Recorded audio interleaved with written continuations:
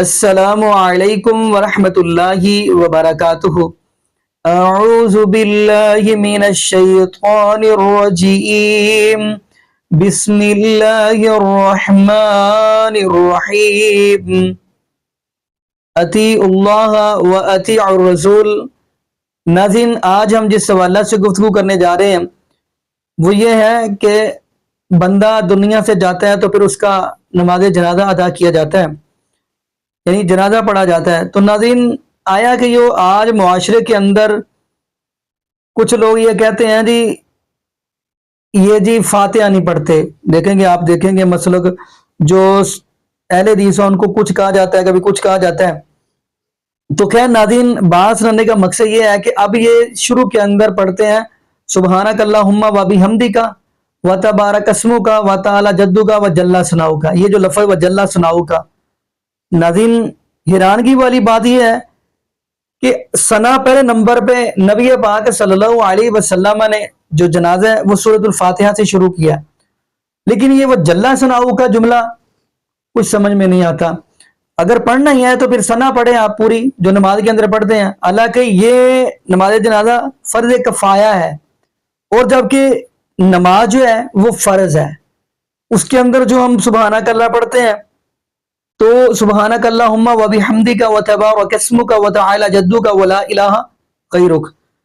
تو لیکن ناظرین حیرانگی والی بات ہے اس کے اندر انہوں نے یہ جملہ جو استعمال کیا۔ باقی ناظرین میں چاہتا ہوں قبل اس سے کہ میں آگے بات کروں، آپ کو اسی واللہ سے مفتی اکمل قادری حفظہ اللہ تعالی ویڈیو دکھاتے ہیں، ان کا بھی آپ سننا طریقہ دیکھ رہے ہیں کیسے وہ بتا رہے ہیں، پھر انشاءاللہ ناظرین آگے ہم بھی بات کریں گے۔ تو آگے ناظرین مل کے ویڈیو نیت کرتا ہوں نماز جنازہ فرض کفایہ، ساتھ 4 تکبیروں کے، ثنا واسطے اللہ تعالیٰ کے، درود واسطے نبی کریم صلی اللہ علیہ وسلم کے، دعا واسطے اس حاضر میت کے، پیچھے اس امام کے، اللہ اکبر۔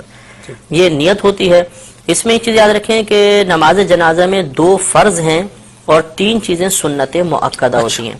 ایک فرض تو ہوتا ہے آدمی کا کھڑے ہو کر نماز جنازہ ادا کرنا، قیام اس میں فرض ہے، بلا عذر بیٹھ کے پڑھی تو نماز نہیں ہوگی۔ ہاں کوئی بیمار ہے اس کے ساتھ شرعی عذر لاحق ہے تو بیٹھ کے پڑھے گا، اب ہو جائے گی۔ اور دوسرا رکن ہوتا ہے 4 تکبیریں، جنازے کی 4 تکبیریں فرض ہیں، اور 3 چیزیں اس میں سنت مؤکدہ ہیں، ثنا پڑھنا، درود پاک پڑھنا اور میت کے لیے دعا پڑھنا۔ یہ 3 سنت مؤکدہ ہیں، اور سنت مؤکدہ کا ترک کرنا 1-2 بار کیا تو برا ہے، اور اگر عادت ہی بنا لیں تو انسان گناہگار ہوگا۔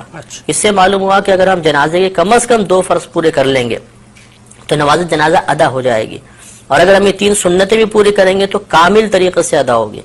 اس سے نتیجہ نکل آیا کہ اگر کسی شخص کو جنازے میں کچھ بھی پڑھنا نہیں آتا، نہ ثنا آتی ہے، نہ درود پاک آتا ہے، نہ جنازے کی دعا آتی ہے، اور وہ امام کے پیچھے تکبیر بلند آواز سے لگا لے جیسے میں طریقہ کرتا ہوں، اور وہ بس خاموش بھی کھڑا رہے گا تو جنازہ بہرحال ادا ہو جائے گا اس کا۔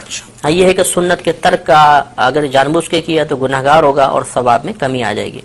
اب اس کا طریقہ یہ ہوتا ہے کہ مستحب یہ ہے کہ امام صاحب نماز شروع ہونے سے پہلے سب کی طرف متوجہ ہو کے ان کو نیت کا طریقہ بتا دیں، یہ افضل ہے۔ اس کے بعد امام صاحب تکبیر لگائیں گے، ہم نیت کر کے تیار ہوں گے، اللہ اکبر کہہ کر ہاتھ کو باندھیں گے۔ یہ مسئلہ یاد رکھنا بہت ضروری ہے کہ جہاں شریعت نے فرمایا کہ کہو یا پڑھو، اس کا مطلب یہ ہوتا ہے کہ اتنی آواز سے کہو یا اتنی آواز سے پڑھو کہ تمہارے اپنے کان تمہاری آواز کو سن لیں۔ اس لیے اب ہمیں تکبیر لگانی ہے، اور جیسے پہلے بتایا کہ 4 تکبیریں فرض ہیں، تو اس میں اتنی آواز بلند رکھنا بھی فرض ہوگا کہ اپنے کان اپنی آواز کو سن لیں۔ چنانچہ بعض لوگوں کو یہ دیکھا ہے کہ ہونٹ بند ہوتے ہیں، بس یوں۔ اب ان سے اگر پوچھا جائے کہ آپ نے زبان سے تو کچھ بھی نہیں کہا، تو کہتے ہیں ہم نے دل ہی دل میں تکبیر کہی ہے۔ تو دل میں تکبیر کہنے سے تکبیر کا فرض ادا نہیں ہوگا، اس لیے امام صاحب تو بہت بلند آواز سے پڑھیں گے جہر کے ساتھ، ہمیں کم از کم اتنی آواز سے اللہ اکبر پیچھے کہنا ہے 4 تکبیروں میں کہ اپنے کان سن لیں، ورنہ فرض ادا نہیں ہوگا، اور فرض ادا نہیں ہوا تو یہ نماز بھی ادا نہیں ہوگی۔ اب اللہ اکبر کہتے ہوئے ہاتھ باندھیں گے، ہاتھ بالکل وہی نماز کی مثل باندھ کر سب سے پہلے ثنا پڑھیں گے۔ نماز فرض کی ثنا میں اور نماز جنازہ کی ثنا میں تھوڑا سا فرق ہوتا ہے۔ اس میں اس طرح ہم پڑھیں گے سبحانک اللہم و بحمدک و تبارک اسمک و تعالی جدک و جل ثناؤک و لا الہ غیرک۔ تو وہ جل ثناؤک کے لفظ اس میں زیادہ ہوتے ہیں، یہ کسی بھی کوئی نمازی جنازے کی کتاب ہو اس میں یہ پورے لکھی ہوگی ثنا، اچھی طرح ہمیں یاد کر لینی چاہیے۔ اس کے بعد ہم اگر ختم کر چکے ہیں انتظار کریں گے، امام صاحب دوسری تکبیر لگائیں گے۔ یہ یاد رکھیں کہ نماز جنازہ میں فقط پہلی تکبیر میں ہاتھ اٹھانے، باقی آگے کے تینوں تکبیروں کے اندر ہاتھ نہیں اٹھائیں گے، لیکن زبان سے اللہ اکبر کہا جائے گا۔ تو بغیر ہاتھ اٹھائے اب اللہ اکبر کہیں گے، اور اس کے بعد اب ہم درود پاک پڑھیں گے۔ اس میں وہی درود پاک پڑھنا افضل ہے جو ہم عام نمازوں میں پڑھتے ہیں، یعنی درود ابراہیمی۔ لیکن اگر کسی کو یہ یاد نہ ہو تو کوئی بھی درود پاک پڑھ لیں، بلکہ یاد ہو اس کے باوجود دوسرا درود پاک پڑھیں گے تب بھی نماز ہو جائے گی، اور افضل یہ تھا کہ درود ابراہیمی پڑھا جاتا۔ اس کو پڑھنے کے بعد اب تیسری تکبیر لگے گی، ہاتھ نہیں اٹھائیں گے لیکن زبان سے اللہ اکبر کہیں گے، اور اس کے بعد اب میت کے لیے دعا کریں گے۔ اگر نابالغ لڑکا ہے تو اس کی علیحدہ دعا ہے، نابالغ بچی ہے علیحدہ دعا ہے، اور بالغ مرد و عورت کی ایک ہی دعا ہوتی ہے۔ یہ دعائیں ہمیں نماز جنازہ کی کتابوں سے یاد کر لینی چاہیے۔ اگر بالفرض کسی کو یہ دعائیں یاد نہ ہوں تو کوئی بات نہیں، وہ کوئی بھی ایسی دعا کر لیں کہ جس میں امور آخرت کے بارے میں کچھ طلب کیا گیا ہو، دنیاوی کوئی چیز نہ طلب ہو رہی ہو، آخرت کے بارے میں، تو یہ ہم کوئی بھی دعا اس میں پڑھ سکتے ہیں۔ تو اس طرح ہماری نماز تقریباً مکمل ہو گئی۔ اب چوتھی تکبیر آئے گی، امام صاحب چوتھی تکبیر لگائیں گے، ہم نے ہاتھ نہیں اٹھانے لیکن زبان سے اللہ اکبر کہنا ہے، اور یہ اب سنت کریمہ ہے کہ جیسے ہی تو چوتھی تکبیر لگے اور سلام پھیرے تو ہاتھ کھول دیں، اور ہاتھ کھولنے کے بعد پھر السلام علیکم ورحمۃ اللہ، السلام علیکم ورحمۃ اللہ، دونوں طرف سلام پھیر دیا جائے گا۔ اب یہ یاد رکھیں کہ جہاں تکبیر کے بعد کچھ پڑھنا ہے اس میں ہاتھ بند رہیں گے، اور جہاں تکبیر کے بعد کچھ نہیں پڑھنا ہوتا وہاں ہاتھ باندھنے کی ضرورت نہیں ہوتی، ہاتھ کھول دیں گے۔